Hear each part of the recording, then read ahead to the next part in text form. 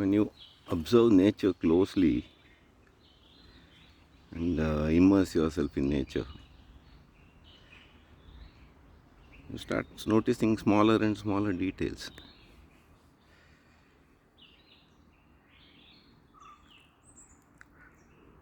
And as you go on observing and contemplating about the various things that we observe, many lessons can be learnt that can be applied in other complex systems like companies or personal life, and all are complex. Numerous elements are involved, and then everything has to harmoniously interact. Moreover, it's a dynamic, that is, constantly new things go on happening. As my Guruji used to say, events happen and deeds are done. So, same thing in the nature also.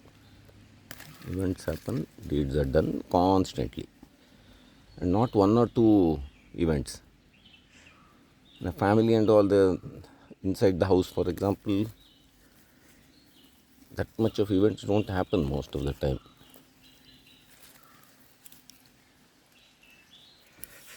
But in a complex system like nature, countless factors are at play.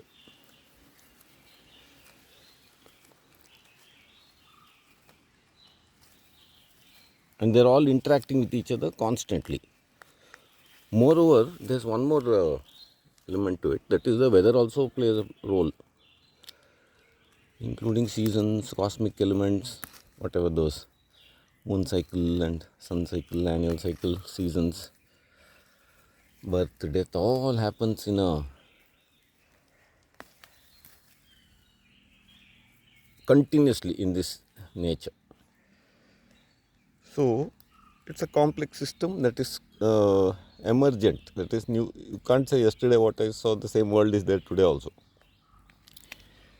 You go to the same garden, same place, same plants, you look, some little change would have happened.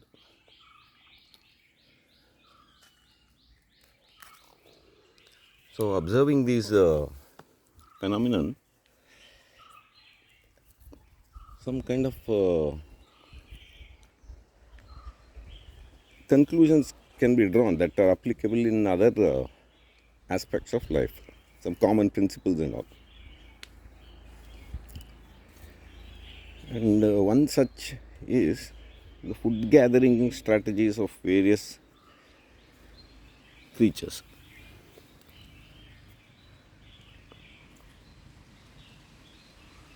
Some general indications are there, characteristics are there. For example, if you take this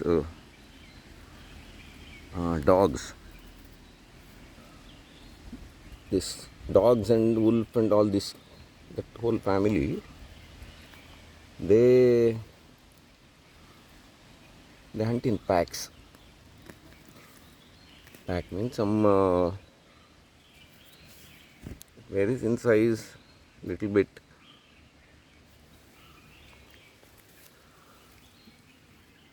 Some 5 individuals to 10, 20 and all. Some variations are there depending on the location and species and all. Then they act as a pack, and this pack hunting, where a small group of creatures are involved, they go out and target something or other, and then they hunt it. That's a dinner. So they function in packs, and then some members of that group, that is, I think wolf and all, they also have a loner feature. Some of those males, they go off or they chased off or something, they go by themselves. They know how to survive also, hunt for themselves. And then if there's the group, they can go for bigger stuff. So they know individual hunting, some strategy and some prey and all this there, which they know how to deal with. And then if they are in a part of their life where part of a pack, certain strategies are adopted in the pack hunting. Then so studying how these packs work, you can draw some conclusions about it. So whenever there's a small group of people are operating, or there's a smaller number of elements involved,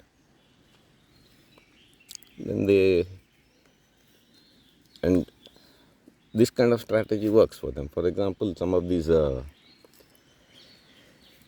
groups of professionals and all, they make a common office and then they act as a team. And then to operate in such a situation, like a small team or a pack, these cricket teams, and they all work like that. So those kind of strategies, the whole group by itself, it's a whole topic by itself, and variations are there and such things that we can discuss another day. But in a nutshell, observing nature intensely, not skittering out from place to place, national park to national park, but actually hanging out in one place long enough to observe the seasons and all, that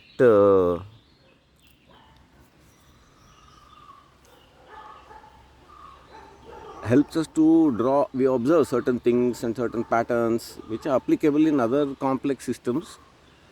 And since nature is the most complex system in the universe itself is the most complex system, all the way from atoms and subatomic particles to entire galaxies and all.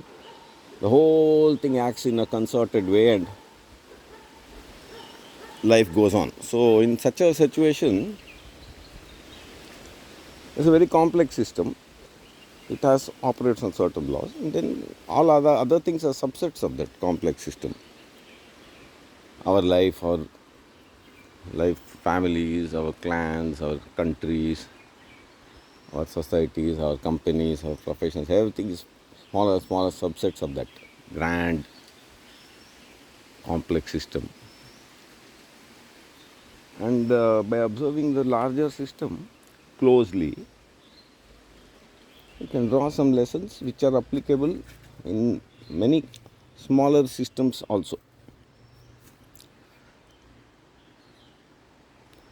And gathering food is one such feature. By observing how animals and creatures, various types and species and all, they have strategies to get their food, daily bread. You can learn some lessons about how to earn money, how to lead the life, ethics, all kind of things are there, lessons to be learnt. So that's for today.